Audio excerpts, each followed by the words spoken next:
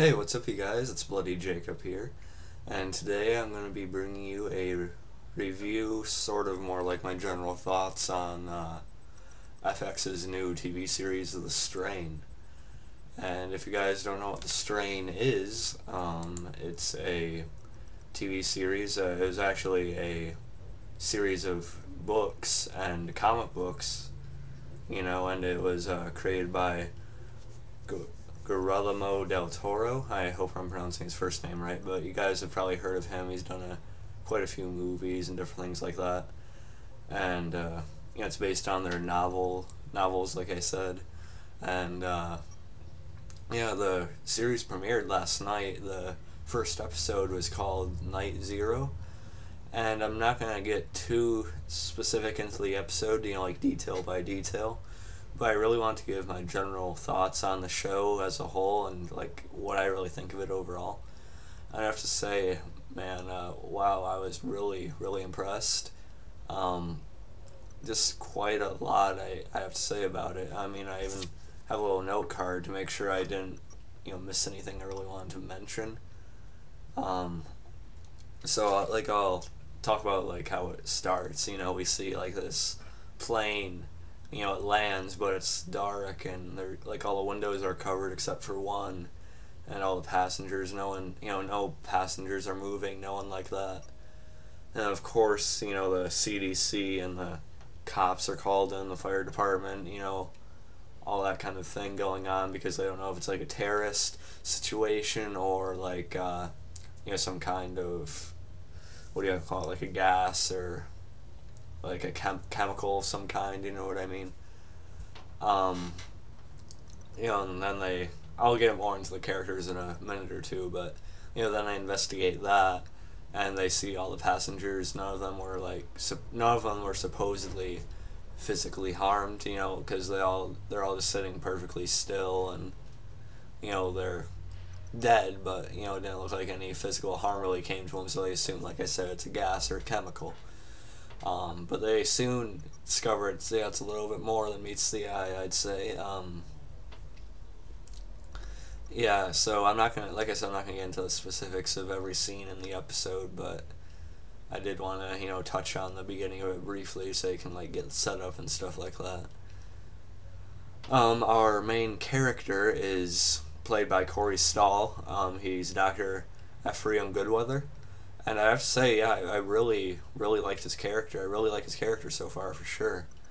I've heard of Corey Stahl before. I mean, I don't think I've seen any movies of his, but I do know he's fairly well regarded. And he plays the role pretty well. I mean, Ephraim Goodweather is the head of the CDC team they have in New York City. And, so he's not like the head of the entire organization, of course, but like their main place of organization in New York, he is, the head of, and he is the main medical leader for him. So he's incredibly intelligent, and he actually, is pretty strong as a leader too. It's something that Trev's Chan too said about him too. He's really intelligent, yet he can be, he can be strong enough to be that leader and give commands and things like that. So it's really good balance between what his character is and what he isn't. And he can really be the leader, and he can be the intelligent brain of the group too. So it's really cool to see that type of portrayal. And like I said, Travis Chan too pointed that out. You guys know him. But anyway, so Corey Stahl's Goodweather is really good, I think, in my opinion. And also I wanted to mention that I haven't read the books. I haven't read any of the books. I think I might sometime, but I really don't want to spoil the show for myself. I'd rather just watch the series and not know what's going to happen. But that's something else. I mean, I see a few fans complaining that, oh, this isn't exactly like it was in the book, so it was better in the books, go read the books. Really, I just really get tired of hearing that. I mean, I understand where they're coming from as far as, like little changes they make in the show or things they don't do or things they don't think is quite right about it. From the books, but I understand that to a degree. I'm not saying I don't. But really, I just say, think of them as two different versions of the similar story, and just enjoy them for different reasons, just enjoy them for their own reasons, different versions of the same story. That's what I say about it. And really though, I see most people saying it like it does well enough to build and show what it's all about anyway. Like it's good enough to measure up to it. So it's giving it some more credibility. I think it's a fine. Seems like a fine adaptation. I mean, it's well done. Yeah. So I'll get more into like the overall stuff about that later. But so yeah, like I said, Goodweather is really well played by Stahl, and another character I wanted to mention specifically is played by David Bradley. And if you guys don't know who David Bradley is, you probably know him as Walder Frey on Game of Thrones. Excuse me. You probably know him as Walder Frey on Game of Thrones. So it's kind of hard to see him in sort of like a good guy role, because of him being sort of behind or being involved in the Red Wedding, along with Tywin and stuff like that. So it's a little funny to see him in a good guy sort of role. But he plays Professor Abraham. I can never pronounce the character's last name right. But he plays Professor Abraham, and he's an older guy. He owns an antique shop. I'd like to say pawn shop, actually, pawn shop. And he has a really really awesome introductory scene. We see two guys try to rob his store, and then he grabs one of the guys and holds a knife to their throat, and he gets his money back. So yeah, he's really badass. He's old, but yet he's a tall guy too, and he still comes off as pretty intimidating. So yeah, I think they definitely picked the right actor for the role. He comes off as knowledgeable, intimidating at the same time. So it's really cool. He's really cool. And he seems to have a prior knowledge of what the outbreak and the virus and everything that's going on. He seems to already know about it, or he's already fought against it before. And that's another thing. You see he has a secret room in the back of his store that he opens up a special secret door to, and then we see he has this heart in a jar. That was freaky because you see the heart still beating and different things like that. And then he cuts his finger and drips the blood into the jar, and you see these things come out and feast on the blood basically. And like I said, I'm not gonna get into the specifics, but I did want to mention that since that's seems to be a key part for his character, for Abraham. And yeah, I'm gonna my guess is that I'm guessing it was someone who turned it into a vampire in his prior experience that he really cared about, maybe his wife or someone like that. I think it probably belongs to her. So it's gonna be interesting to see, how that plays out, or more once we find out more about that. It's gonna be really interesting. And I also read that the character is supposed to be a Holocaust survivor, and we're actually gonna see some flashbacks of him being captured by Nazis and being in concentration camps. So we're actually going to see some flashbacks of that at some point. So that should be really, really intense, actually. It's going to be really add to the character, in my opinion. So I'm excited about seeing more of Abraham, for sure. And, of course, he goes to the airport and tries to warn Goodweather and the rest of them about what's actually going on. He says you have to destroy all the bodies and, cut their heads off. And you can imagine how that would sound to all the people sitting out there. And, if you've seen them in one of the scenes where they're demanding answers about what happened to their family on the plane, and all the people demanding what happened to their loved ones and things like that, and where Goodweather had to give them the news and one of the guys attacked him. So imagine those type of people hearing Abraham saying you have to destroy the bodies and cut off their heads. Yeah, but really, you've seen that kind of character before, where they warn them, they really know what's going on, they warn all the other characters, but it's always too late. So you've seen that done before, but there's a lot more to him that makes him particularly interesting for the show. So he's not really that simple, actually. And yeah, so he's definitely a really cool character we have to pay attention to. And yeah, so he's really awesome. And let's see, who else did I want to mention specifically? Oh yeah, Mia Maestro, or again, I really feel bad when I think I'm mispronouncing names, but I think it's Mia Maestro. She plays Dr. Nora Martinez, and she is part of Dr. Ephraim Goodweather's team, for the CDC. And it seems like they have like an actual. Okay, wait, I better talk about something else first. So back to Goodweather, he has. Okay, we're not going on for too long. Anyway, Goodweather, he has a wife and son, or ex-wife, soon to be ex-wife actually, who's actually played by his ex-wife Kelly is played by Natalie Brown, and I actually know Natalie Brown from Being Human, and if you guys have watched my channel, you'll know that it's one of my favorite shows of all time. And yeah, she played Julia on Being Human in season 2, so it was really great seeing her again.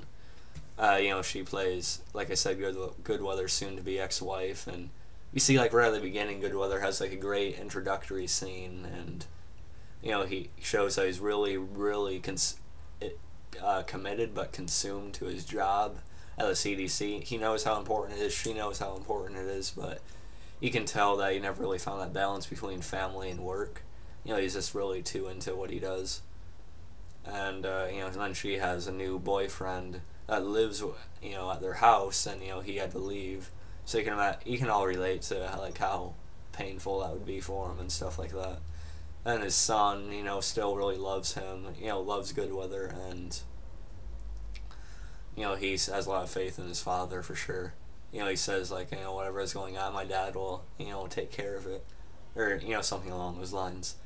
And, so that part, some people I've seen in reviews, complaining, oh, yeah, we don't really care about that, that wasn't any good, we just wanted to see Ephraim Goodweather, get to his work, and, we just want to get right into the action and all that. That really bugs me, because I really enjoyed seeing that aspect of Goodweather's life. It makes him more relatable. Yes, we've seen things like that before, admittingly, but those little things like that just make me care about the character a little bit more, that emotional, softer, more personal aspect to him.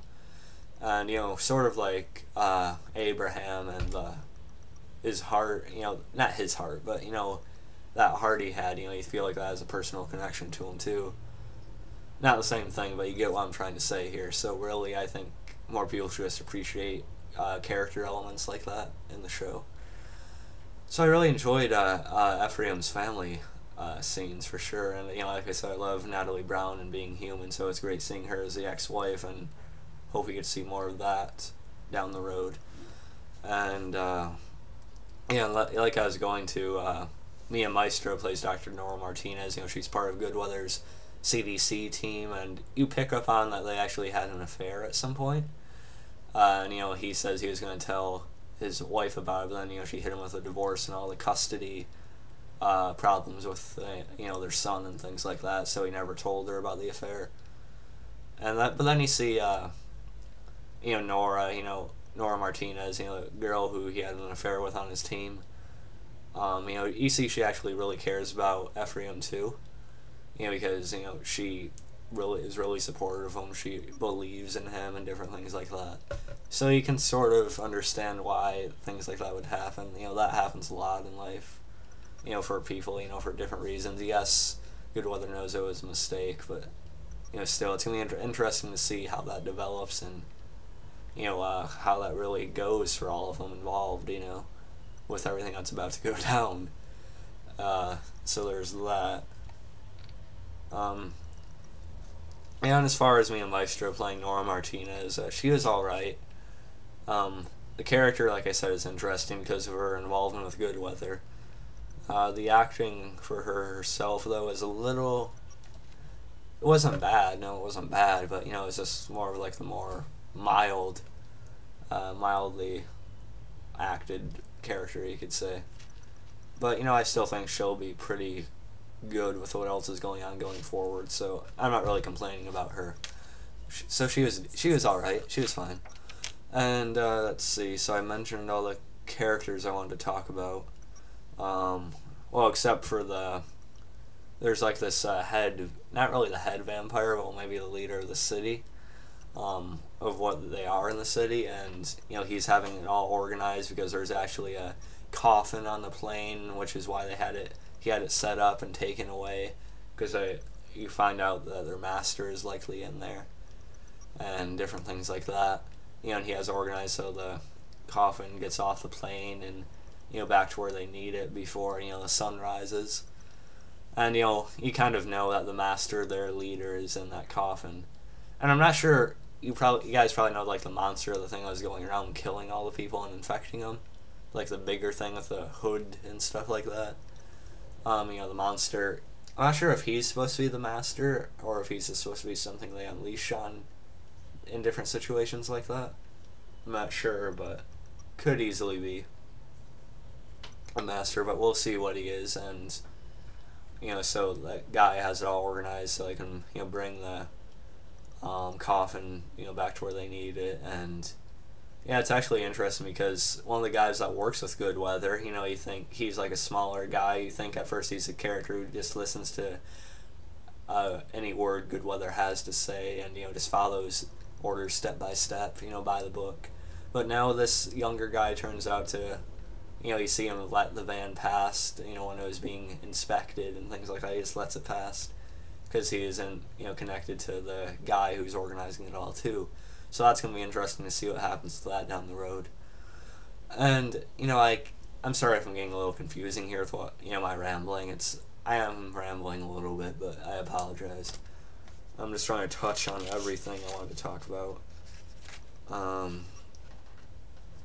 And as far as like the monster you've seen like going around killing and infecting people goes, he or it, whatever you want to call it, it or him, whatever you want to say, is really brutal. He's scary looking. He's the monster. He's scary looking. He's intense, creepy. I really like the effects for him too. And he's seen like how he kills one of the guys that works at the airport. I think the guy's name was Harvey or something like that. One of the guys that first looked at the plane in the beginning and stuff. The monster kills him, or monster or the master. I'm not sure if it is the master, like I said, but the thing kills him, and really brutally too. And you get to see how they do it too. That thing comes out of its mouth. I'm not sure if it's like a tongue. I guess it would be. The tongue goes into their neck, and then like it injects like a parasite, almost like injects a parasite, and like it takes the blood directly from the vein and infects him too. And then the thing just like bashes his head in just ruthlessly, and ooh, it was brutal. And you actually got to see the head caving in really, really well. Yeah, it was really bloody there for sure. That was probably like the worst. I mean, not the worst, but like the most like gory thing you'd see in the first episode anyway. But I thought it was really cool. Being the fan of horror that I am, that part was awesome. So yeah, there's that.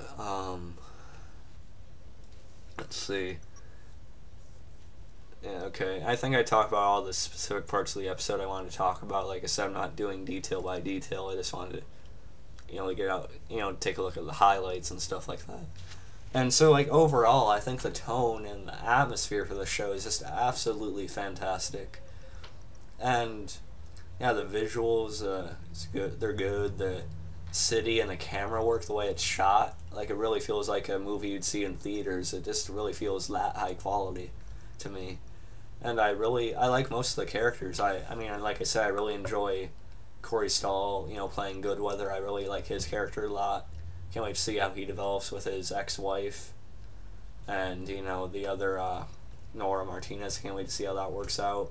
I really like Goodweather a lot.